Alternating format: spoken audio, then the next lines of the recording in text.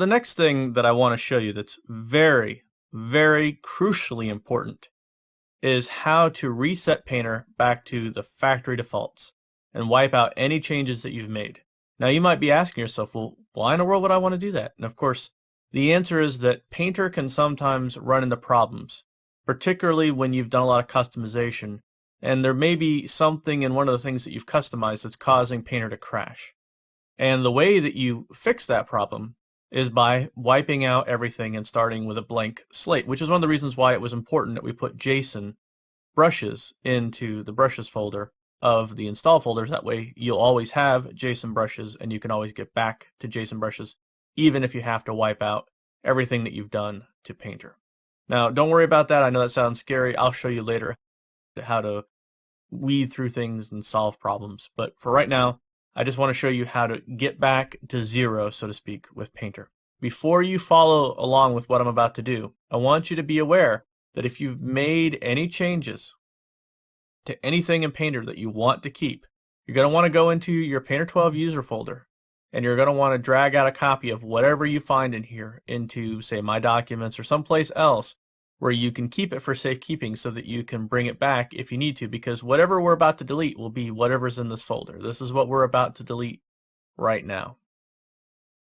So just go ahead and click on the Painter 12 icon once just to make sure that we've got our selection, and then I'm going to click on the desktop to remove the focus off that. I'm going to hold down the Shift on my keyboard, and I'm going to double click to open Painter 12.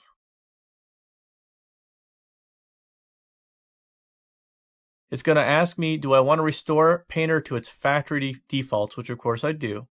Restoring Painter erases all of your customizations, including brushes, papers, and textures.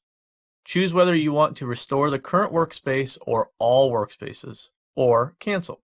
So I'm going to go ahead and choose all workspaces, and this is going to wipe out every little bit of customization that's in Painter as far as we're concerned.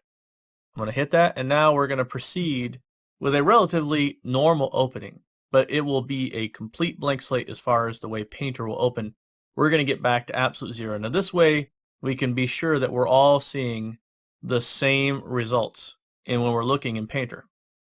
And it's going to be very important that we do that, because as we're customizing, you're going to need to follow along, and oftentimes if things are changed, it's hard to find a particular aspect. Here we are, we're inside Painter now. We've got the blank slate. Everything is set back to zero.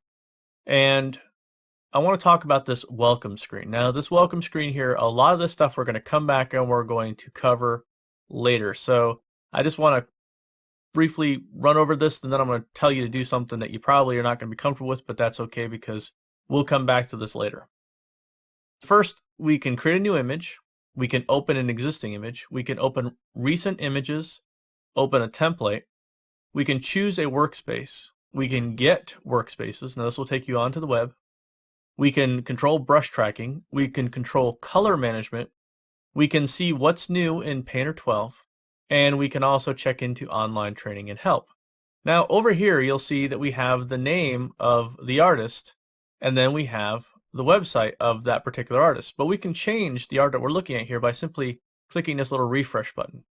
When we do that, we'll get a whole new artist with brand new name, brand new website. If we click on the website, it will take us to that person's website. Now, we could close this dialog, but every time that we start Painter from here on out, this dialog will pop up. Now, if you wanted to, that's great. However, I generally find these types of things to be really annoying because you can access all of this functionality here in Painter as it is already. And the only thing that you're really giving up by not using these elsewhere in the program is this nice little bit with the artist and being able to look at their art and go into their website. And that's great for inspiration purposes.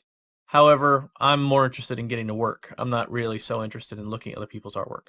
So I'm going to say this little show at startup, turn that off, and then I'm going to click the X. And what that's going to do is it's going to allow me to, every time I start from here on out, to not have that pop up. Now, if I want to see it for some reason, if there's some particular reason why I want to see that, I can always find it again by going up to Help and then going to Welcome. And there it is, just as if it was always there. And if I want it to change it so that I want it to show at startup every time, I can check it, but I don't, so I won't. and we're going to move on to the next video.